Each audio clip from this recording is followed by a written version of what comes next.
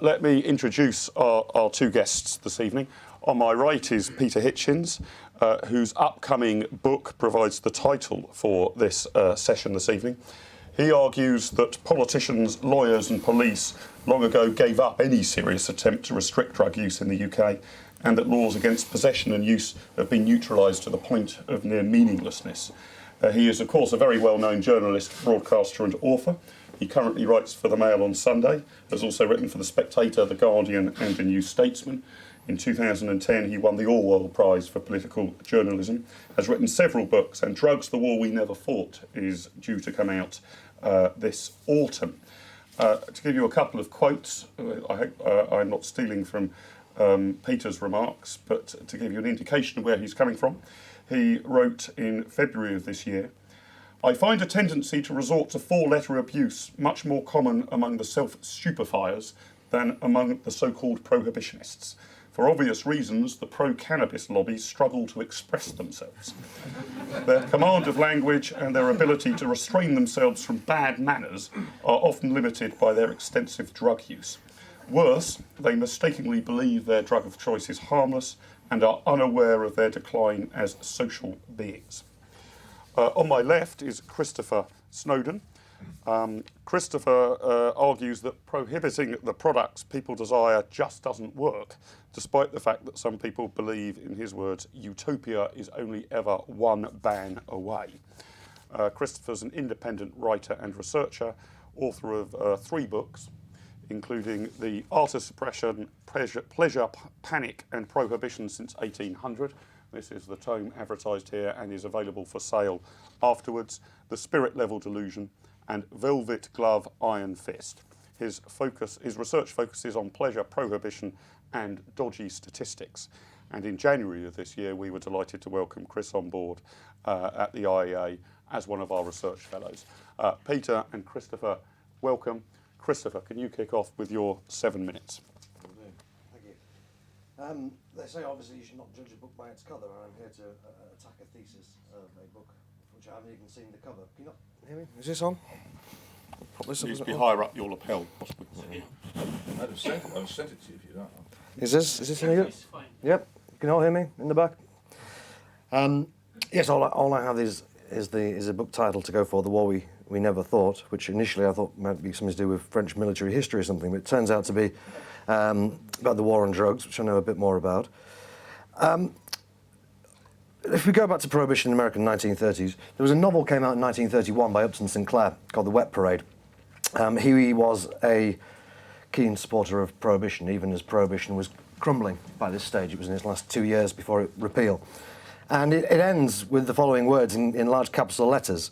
It says, "Prohibition has not failed. Prohibition has not been tried. Try it."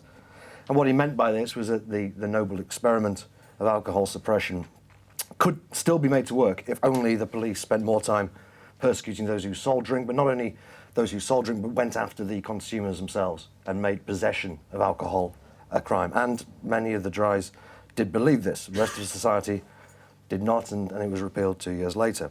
But this is essentially the message that we have on the war on drugs, even though possession itself is already against the law when it comes to drug use. And the war on drugs has, like the war on alcohol, has failed. But there are still some who believe that if only still more resources were poured into this, if drug users were just thrown in the slammer until they got the message, then this war could be won. And as a man sat not a million miles away from me wrote in 2009, Prohibition has not failed because Prohibition has not been tried, at least not in the sense that the druggy lobby mean it. I don't know if I'm a member of the druggy lobby, but I would agree that it's certainly true that there are countries that take a much more draconian approach to the war on drugs. We could do more. We could pour more money into it. We could have tougher enforcement and longer sentences. The reason that we don't is that pretty much everybody, from the doctors and magistrates and police down, understands that this is largely a waste of time. In fighting this war to the point of exhaustion makes no sense. In fact, I would say that we would probably scrap the Misuse of Drugs Act in its entirety were it not for the very shrill voices that you get from certain sections of the media, not least the newspaper that Peter writes for, who would not put up with it as they wish to impose their morals on the rest of us. But while I agree that we could be tougher on drug users, I think it is absurd for Peter to write, as he has in the past, that we have a near total legalisation of drugs. In fact, around about 20% of police time is taken up chasing down drug users and drug dealers. There's been a tenfold increase in the number of possession offences since the 1970s, partly down to more usage, presumably, but also partly down to more policing. In 2010, there were 79,000 cautions given out for cannabis and a further 25,000 convictions for the same offence. Now, it's true we could put every one of these people in prison for a year until they learn the lesson. The problem with this is that there are only around 90,000 prison cells in this country, and nearly all of them are already full. Are we prepared to embark on an enormous prison construction programme and a doubling of our prison capacity so that we can persecute users of soft drugs? I know Peter hates that expression, but nevertheless, they are soft drugs.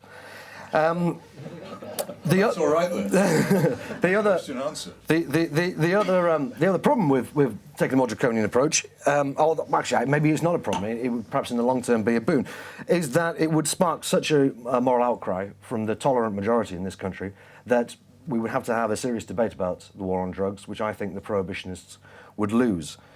And that, in fact, is exactly the same reason why they didn't pursue prohibition more fiercely in the late 20s and early 30s in America. They could have made it illegal for people to consume alcohol, but the public would not have stood for it. And any president who brought that in would have been got rid of. So we live, and I concede that we live with this institutional hypocrisy about drugs, where we do say one thing and sometimes do the other. We do give out mainly warnings for cannabis. But I think that's justifiable. What are the alternatives? Should we fight the war on drugs like the Americans and have 250,000 people in prison for drug offences, a quarter of the total? Or like the Russians who are talking about bringing about the gulags, effectively, for drug users, or the Mexicans who have seen 30,000 of their number die since December 2006 when their drug war began? Or shall we follow the example of Chairman Mao, probably the only person who's ever successfully waged a war on drugs, and just have extrajudicial killings, no court appearances, shot in the back of the head in a side street for anyone suspected of dealing or buying drugs, or their families or their friends? Would even that be enough? How many dead bodies do we need to have before we can pat ourselves on the back and congratulate ourselves for fighting a genuine war on drugs? We could resort to Maoist brutality.